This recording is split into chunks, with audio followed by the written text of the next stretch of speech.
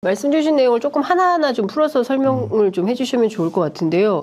우선 누가 보더라도 이게 사실 국민의힘이 보수 결집하는 거는 다 했는데 중도를 어떻게 더 많이 가져갈 거냐. 사실 중도 싸움이다. 내년 선거는 이런 얘기도 분석도 하지 않습니까? 그런 측면에서 보자면 메시지가 너무 과격하다라는 평가도 나오는 것 같아요.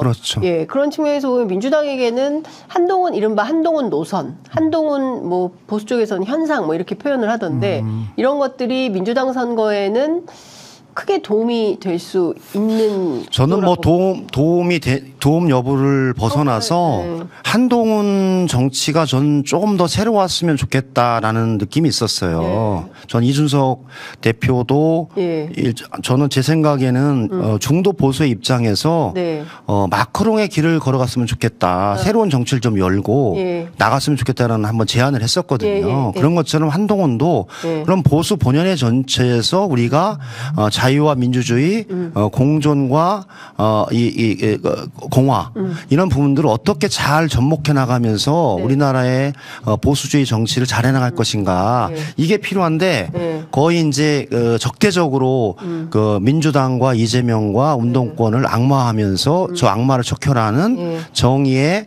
사도가 자기다 이렇게 해서 14세기에 무슨 사제가 온 것 같아요. 14세기 사제.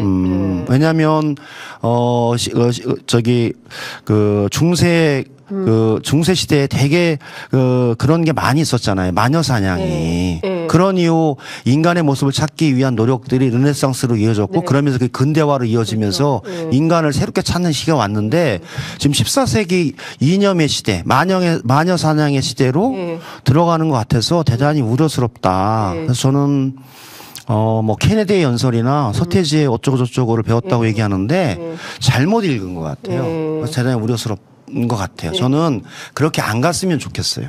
자, 그러면 지금까지 윤석열 정부가 걸어왔던 노선과 하나도 다를 게 없는 오히려 더 강화된 형태로 나타날 것이라고 보고 어떤 있습니다. 방식일까요? 근데 사실 수사밖에 한 게 없는데. 수사를 더 많이 하겠죠.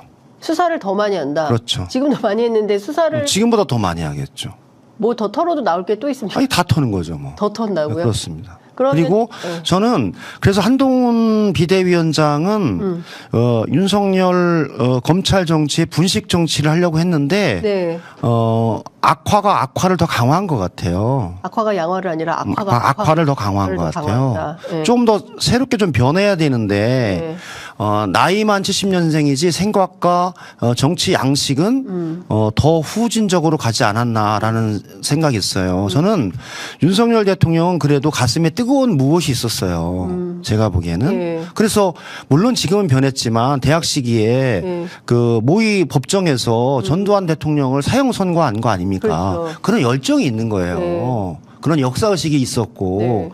그런데 한동훈 비대위원장은 아무것도 없어요. 그런 어떤 아무것도 없어요. 역사적 체험이나 뭐 감동이나 그다음에 정말 어려운 사람들에 대한 이 느낌이나 이런 게 없어요. 그래서 저는 윤석열 대통령의 분식 정치 이상으로 더하기는 쉽지 않을 것 같다. 그리고 누구에게 감동을 줄 것인가. 지금 30%에 있는 보수 극단적인 보수 유튜버를 보는 분들은 좋아할 것 같아요. 그분들은 박수 칠 것 같은데 우리 장윤선 진행자님이 말씀하셨듯이 좀 더 나은 중도 보수 중도층에게 다가가기에는 어려울 것 같다라는 생각이 듭니다. 그런 측면에서 보면 전반적으로는 국민의힘이 결코 중도 확장에 별로 뜻이 없음이 확인되었으므로 민주당이 확장 능력을 좀 가지고 선거를 하면 내년 총선은 민주당에게 좀 푸른 신호등이다 이렇게 볼 수밖에 없는 건가요? 그렇진 않아요. 왜 그렇지 않다고 보십니까? 그래도 그 컨벤션 효과가 있잖아요. 2년 위원장이 와서 단 하나도 바뀐 건 없지만 한 달을 버텼잖아요. 그러면서 비대위원장이 지금 한동훈 비대위원장이 왔기 때문에 네. 그 시간을 번 거죠. 그러니까 한 달간 또 스포트라이트를 받으면서 언론 지면을 다 장식할 거다. 그렇기 때문에 저는 이제 그로부터 오는 착시 현상이 네. 사실은 동문서답 성동격서적인 비대위원장을 예측을 했고 네.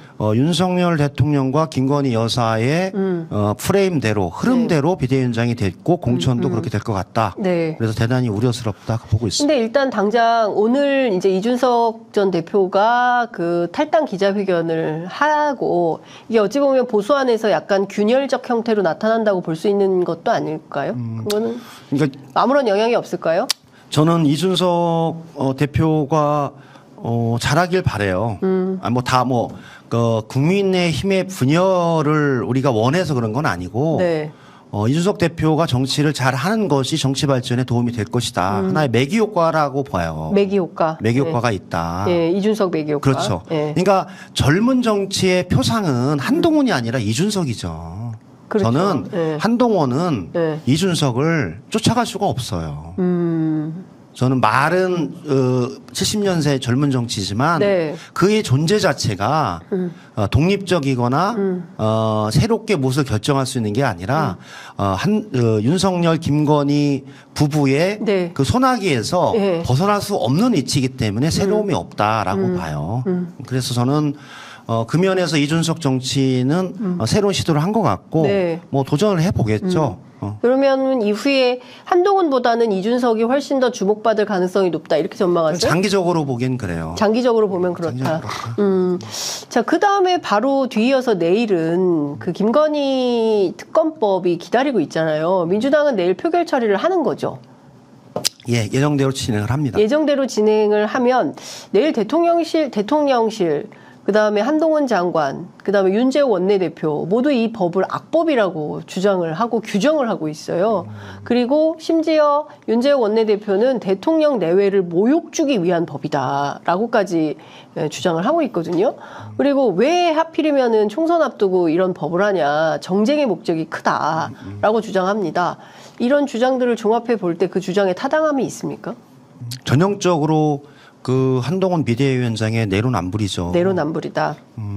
최순실 특검 때도요. 네. 똑같이 했어요. 1.1핵도 바뀜이 없어요. 네. 브리핑도 일일 브리핑도 수사 정보이거나 그것을 벗어나지 않는 범위 내에서 네. 객관적인 사실에 대해서는 브리핑을 했고요.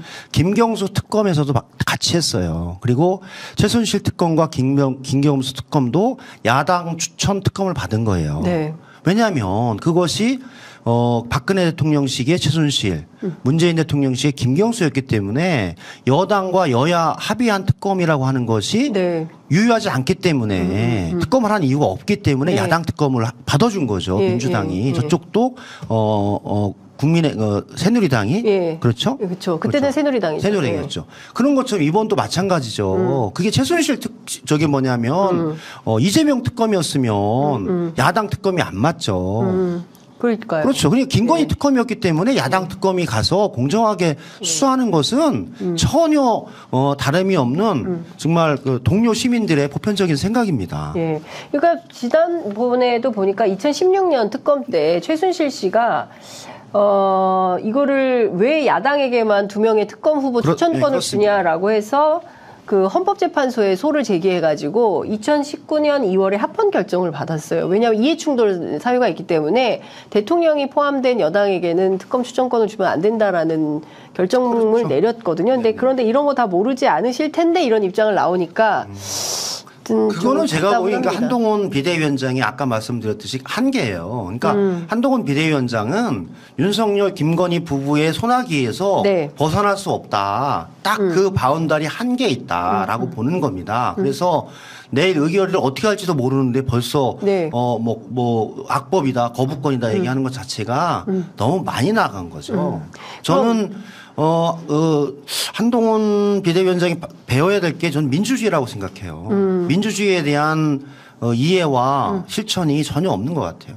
그 특검법 이후의 전국은 좀 어떻게 전망하세요? 그러니까 지금 오늘 제가 정확한 정보인지는 모르겠는데 한 보수 패널에 따르면 내일 뭐 윤 대통령이 직접 입장을 밝힐 거라는 얘기가 있어요. 왜 거부권을 행사할 수밖에 없는지에 대한 의견을 밝힌다라는 얘기가 있는데 정말 뭐 그렇게 할지는 모르겠습니다. 대통령실 출입 기자들한테 물어보니까 아직 기자들에게 풀된 내용은 없다고 하는데 예컨대 뭐 대통령실이나 대통령이 이 법과 관련해서 정면 돌파 노선을 정하고 거부할 수밖에 없는 이유를 설명하면서 대통령실 안에 야당이 그토록 주장하고 요구했던 제2부속실을 설치하겠다.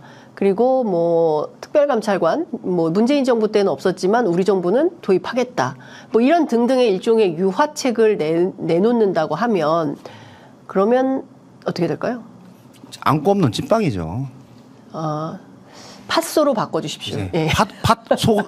팥 속이 없는 찐빵이죠. 예. 왜냐하면 예. 김건희 특검은 특검대로 하고 네. 그런 제도 개선을 하는 것은 동의합니다. 네. 네. 그런데 제도 개선 특검을 동의합니다. 받지 않기 위한 거로 그것을 주장하는 것은 예. 별로 적절하지 않은 것 꼼수다. 꼼수다. 예. 명품백에 대해서도 입장을 밝힐 가능성이 있다. 이런 얘기가 나와요. 근데 민주당은 왜 그 반환 창고 안 찾습니까? 어디 있는지 너무 궁금해요. 근데 뭐 시간이 지나면 밝혀지겠죠. 좀 적극적으로 찾는 노력을 좀 현장과 이런 걸 야당 정치인들이 너무 논평만 발표하고 현장에 직접 좀 가서 연대하는 모습을 좀 보이면서 좀 행동하는 야당 이런 거 안 돼요? 네, 더 노력하겠습니다. 제가 뭐 지금 말씀 주신 대로 네. 조금 더 구체적으로 직접적으로 현장 중심으로 할 수 있도록 2024년에는 더 네. 노력하겠습니다. 오늘부터 노력해 주십시오, 의원님. 알겠습니다.